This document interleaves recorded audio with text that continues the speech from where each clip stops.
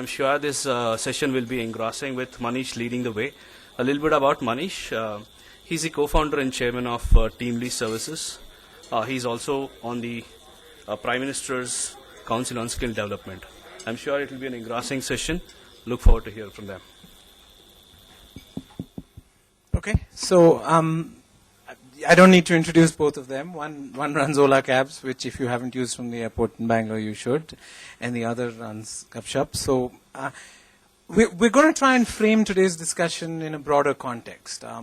For people like me, and that's probably why I'm here, regulatory cholesterol is probably the binding constraint. So the only thing that stands between me and 1 million employees is public policy. I have 400 court cases. I have 98 guys in regulatory affairs. But I'm not sure that is sort of representative. So let's get the take of people here. And I think there's a broader sort of, the tech world doesn't realize how important context is, and that can change very quickly for people. Most of you have not worked in India pre-reform. I spent 15 days out of my month in Delhi. Shastri Bhavan, Yojana Bhavan, DGTD, all the alphabet soup which kept India poor.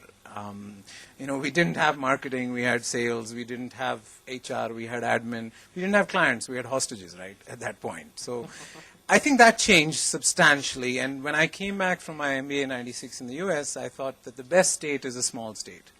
And I think we were wrong. Many of us who were advocating reform said, this grass grows at night while the government sleeps. I think we were wrong. I think India is banging against the limits of an ineffective state. And so the sins of omission versus the sins of commission is an interesting question. Yes, we need a smaller state in certain areas, but we do need the state to be available in many areas which it currently isn't. So let me start off with you now. What has been your experience in the sins of omission, or is it the sins of commission? Is it what the government doesn't do, or is it what the government does but does wrong that sort of is a binding constraint for you? And is the state a binding constraint for you?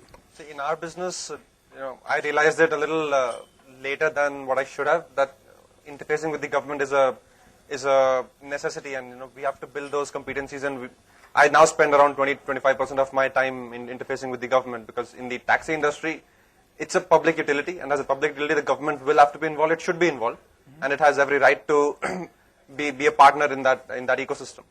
On your point, and from what perspective should it be involved? Is it consumer protection? Is what you think?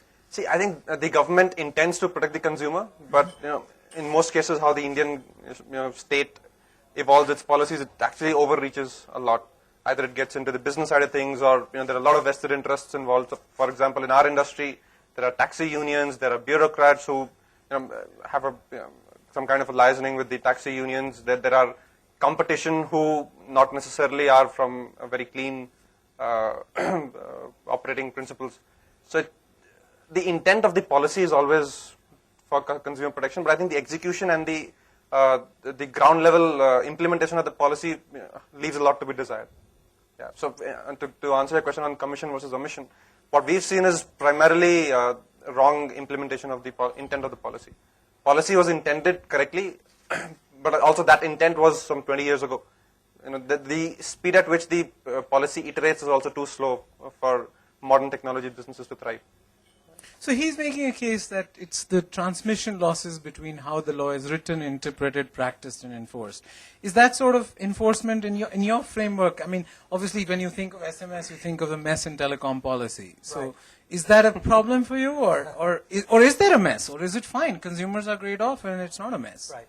So just very quickly, just to give you a quick intro, and especially as it relates to regulation, right? We are one of the largest players in the SMS messaging space.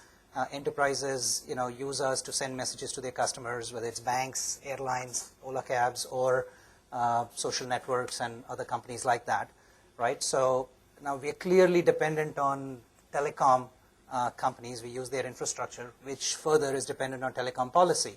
And I think the challenges that we've had, it's a whole range of issues, right? Firstly, the telecom space is evolving and moving so fast. I mean, you read headlines in the newspaper every other week, if not more often.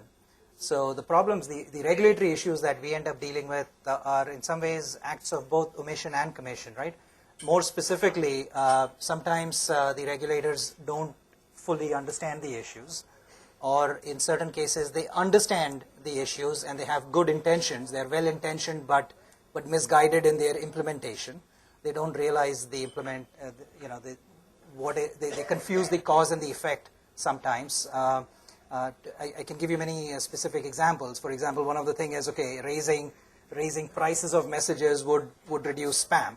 Okay, so spam prevention is a good policy, but raising prices is always a bad idea in the tech ecosystem, right? Take example of email. I don't think any of us would argue, charging a per email rate just to reduce spam. There are better ways of solving spam through spam filters while also reducing the cost, right? So it's a false choice in some sense. So confusing the cause and effect. Sometimes they will introduce policy, but there's no enforcement around it, which means either other players. For example? So, for example, they'll say that, so they created a separation between, let's say, transactional messages, which are, let's say, the good messages, and promotional messages, which are sort of the bad messages. But who defines, where do you draw the line, how do you draw the line, and by the way, who enforces if somebody sort of sends the bad messages using good channels, right? So initially, there was no one who was responsible. It was supposed to be, I guess, self-reporting. Well, that didn't work. So then they said the operators are responsible. Well, that left the operators open to doing mischief, if you will.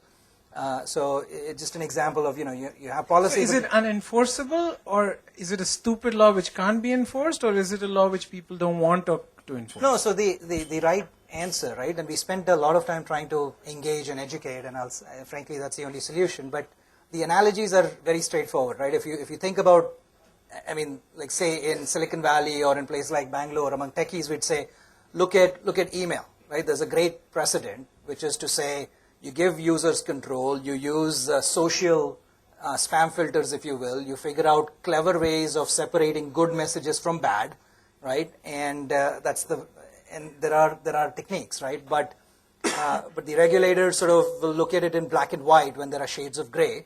They'll say, okay, all commercial messages are bad, when the reality is all technology depends on commercial content, right? The internet wouldn't exist if you couldn't do commerce on internet or email and so on, right? So I think the issue is not with commercial, the issue is with solicited versus unsolicited, things like that. So I think there is a right, technical, smart way of solving the problem, but sometimes it helps to score. I think either it's politically expedient or they want to be seen to be doing something. So even if it's half-baked, people, regulators will just go for the expedient solution or the quick solution, sometimes using a blunt knife instead of sort of a precision instrument, things like that. So there's a whole bunch of issues. Another favorite problem, if you will, sometimes is new policies, they come out with immediate effect, or sometimes even worse, with retroactive effect, right? Imagine the problem or the disruption it causes, because now you need to educate customers, you need to educate employees, and you need to do it overnight, and it just, there's just a massive problem. Let me push both of you further. That many of the issues which you talk about the difference between a road-hailed cab and a radio cab, or these are globally complicated issues, right? A good email or a bad email, or this. I mean, the world is having an antibiotic reaction to spam. Right. New York taxi drivers are trying to protect their own interests. So, is the Indian regulatory system more hostile than because there's an ethics question, or there's a public policy is more than government, right? Right. So this is the same question of, should your cab be allowed to walk into Bombay airport, or should you be allowed to hail by the road, is a massive problem in New York, right? Between events. So is that really a regulatory question? Or are you saying that the government is the empire in this battle? Because that's a high expectation. Yeah. I think India, the interface between the businesses and government hasn't matured to the level in the West, especially not in our industry. So, for example, the urban ground transport hasn't seen any innovations on the technology or the customer service side. We haven't grown beyond auto rickshaw. And that the government is in the mindset of, we need to control price, we need to control licensing, etc., etc. Whereas in the West, this industry at least has moved beyond, and there is a regular interface between companies and the government. So there's more room for innovation before they sort of clamp you down, is it? I think my take on it is, you're right, tech and telecom, most of the issues are actually global issues. There are plenty of global precedent. In fact, it would be good if we did more of following global standards and global perspectives, right? I mean, forget India. If you take US as well, a lot of internet regulations, if you will, or email regulations are not even government driven. They're sort of, ICANN, for example, draws up a lot of rules around what's good and what's bad. To some extent, telecom goes with FCC, which is a quasi-regulatory body. But industry self-regulation is any day much better than sort of government. Is that regulation, true? right? I So mean, sort of- industry self-regulation doesn't work in finance. It doesn't work in many. I You're mean, right. John Galbraith once said, conscience is the knowledge that somebody is watching. right. Right? So, I mean, there was a 12-hour police strike in Montreal in 1967. And Canada is a pretty quiet country. But for 12 hours, all the shops got looted. Right. Right? And as soon as this police strike ended, it stopped. So, are you saying that self-regulation could work? So I think, well, certainly internet has thrived for the most part. Now, you might say it's also allowed things like NSA and all that they're doing. Right. Those are tricky issues, but internet is clearly, I think ICANN is an industry body with a lot of conflict inside that as well, but because it's an open, transparent process, I think most of us would agree it's sort of net positive by a huge margin. I think especially when it comes to brand new technologies and when we are breaking new ground, I think the industry is sort of much better positioned to be able to handle that. I think a lot of the issues that let's say labor laws, I mean that's a 100-year-old, maybe 200-year-old issue in terms of what the right balance is, maybe even around taxis. I mean some of this is, to the extent it's a public resource, it's more a political issue than anything else. I think in technology, a lot of it is just new stuff that needs. But the Indian state has been the internet in India and the telecom is much more open than most countries in the world. Compared to China, yes. No, but most other countries, would you say? No. Yeah, I think so. Have there been restrictions? Have they created regulatory cholesterol or moats or problems in the internet innovation? So I think it depends. I guess every country has its sensitivity, right? For us in India, we're particularly sensitive around criticism, right? So you've read people posting views in social media, then getting arrested for criticizing some political leaders, right? I mean, even the Supreme Court ended up ruling against, I think, some police in Mumbai. And we've had many instances. I've had issues personally where, we had some user-generated content and somebody would post a rumor or some sort of inappropriate message, and again, a very loosely defined inappropriate message. And all you need is somebody to complain to the police for them to very quickly come and say, okay, who sent this message? Who's running this platform? Paint the whole thing with a broad brushstroke. When it's very clear, right? The whole concept of safe harbor, the whole concept of, the DMCA regulations in the US and so on. I think a lot of these things, so India is particularly sensitive to criticism. It's sensitive to quote-unquote obscenity, and then national security, right? And even porn, the Indian definition is just very, very strict, right? So even X-rated jokes, for example, would violate what the social consensus around porn would. So I think when you get into social media and user-generated content and things like that, I think these are uniquely Indian challenges, if you will. But that's cultural, no? Or no? Yeah, fair. There's a cultural context to that. Sure. I'm not saying it's right or wrong, but there is a because public policy doesn't operate in sort of. There are no best practices in public policy. History matters. Right. There's a path dependence to everything that public policy does. So there's no question. I guess all I was saying you're right. But we are trying to reconcile blending into sort of a global standard, right, and contextualizing it into our social context. And sometimes it's hard. I mean, either you have Facebook or you don't. If you have Facebook, well, everything that goes with it comes along with it. Right. And you can't say, okay, I want the good Facebook, but not the bad Facebook, right? I mean, you just get it all. And that actually, unfortunately, is a global standard. So I think there are some new dilemmas created by the intersection of sort of global technologies and sort of national context. So this was at an industry level. Now at a firm level, did you hesitate to be an entrepreneur because you were worried about the government? Not really, right? Or is that Actually, in my case, I didn't even know that I'll be engaging with the government. You hoped you wouldn't. I didn't even, in my wildest dream, think of that. I think that's We one don't thing. live in an economy, we live in a society, my friend. I think that's you have to remember that. Yeah, but that's so- now you're going to learn that. Yeah, Right? so I think all young entrepreneurs, I was just 2 years out of college when I got into entrepreneurship, and we overlook the government. We feel we're building this fancy Silicon Valley tech business, which is not true at all, right? You have to operate in the Indian ecosystem. If you're building a logistics business in India, if you're any feet on the street, you need to engage with the government.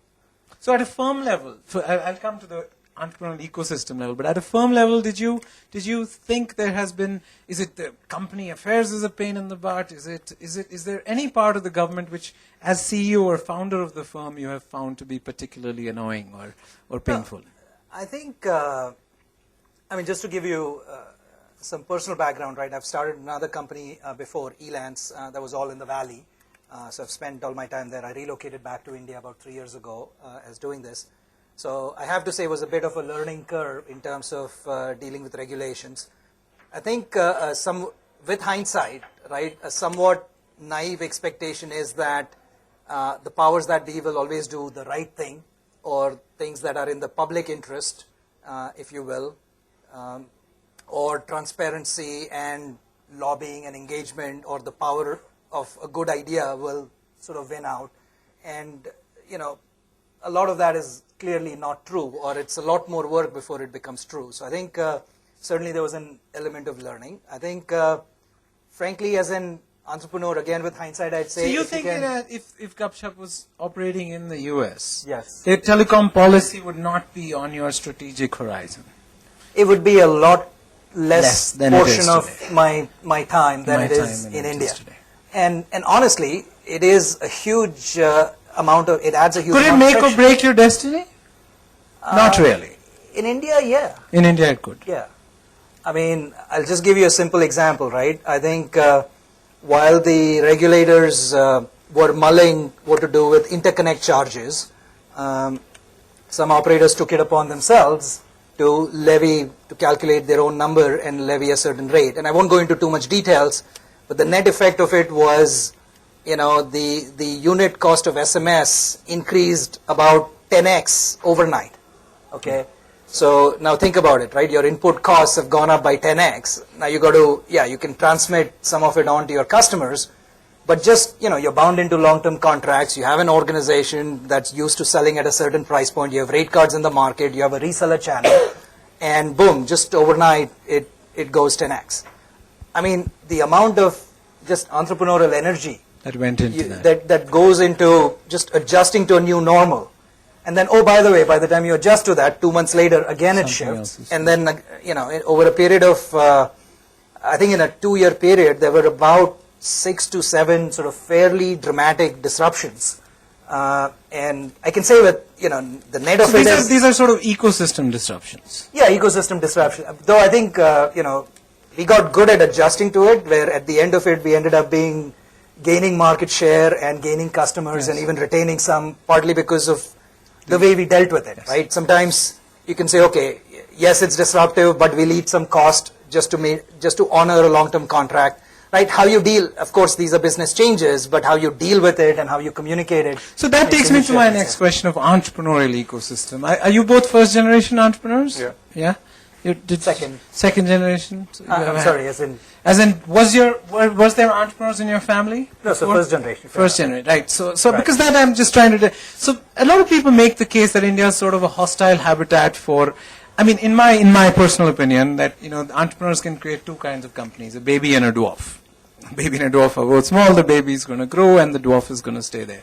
A lot of researchers make the case that there are an overwhelming number of dwarfs in India because of the regulatory cholesterol, because of regulatory uncertainty, because of how high. So it's easier for incumbents or existing companies to start companies than for first generation entrepreneurs. Would you agree or disagree with that? And you can contrast it with the valley with anyway, no, don't do that. I know your answer.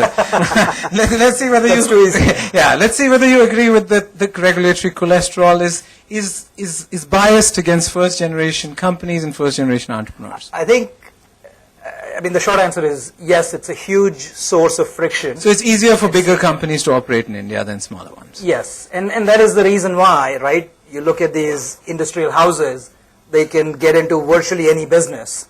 and it doesn't matter because the core competency is political connections and how to. But they don't always do a good job of it. You're right. I mean, getting in is one thing. But no, where you don't do a good job is It's not a flat marketplace, right? No, just to back up. I'm sorry. Just to finish. Just to back up, right? There are industries where political connections and let's say capital play a so let's leave regulatory arbitrage businesses out. So if you leave those aside, I think pure internet businesses, of course, you're seeing more babies than dwarfs. I mean, clearly, travel companies and so on have succeeded. There's very little, though even they are subject to some regulation. I think in telecom, in the feature phone market, you're immensely dependent on the operators and regulators. But with smartphones and data coming in, it's going to matter even less. So the net answer is, if you can find spaces where there isn't regulatory dependency, you should only operate in those, is it? Okay, let me ask, do you agree with that? That are you better off operating in places where you don't have to deal with the Indian state? I think dealing with the Indian state is really tough.